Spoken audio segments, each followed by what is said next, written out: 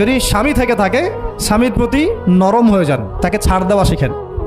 সবচেয়ে বড় কথা, তাকে মহব্বত করা তো অবশ্যই জরুরি, মহব্বতের চাইতেও বেশি জরুরি স্বামীকে বিশ্বাস করা এবং তাকে সম্মান করা।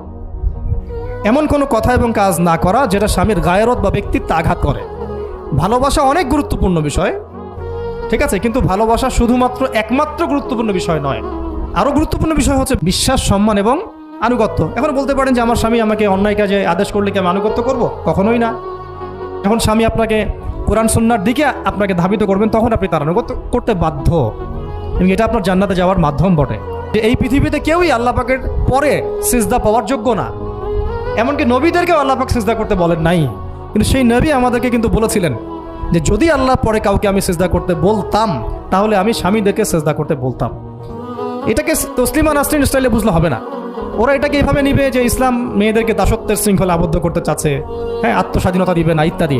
আমরা দেখব পরকালে আমি জান্নাতে যেতে পারছি কিনা। আল্লাহ পাকের হুকুমের চাইতে আমার কাছে কোনো যুক্তি, বিজ্ঞান, প্রযুক্তি এগুলো বড় মানদণ্ড নয়। শুধুমাত্র স্বামীর আনুগত্য, বিশ্বাস, সম্মানের বদৌলতে দেখা যায় যে পুরোটা জীবন এই বেচারা আপনার জন্য ঢেলে দিবেন। আর এই জায়গায় যদি দেখা যায় ঘাটতি থাকে, তখন কোনো কোনো ক্ষেত্রে ভালোবাসা যথেষ্ট হয়ে ওঠে না।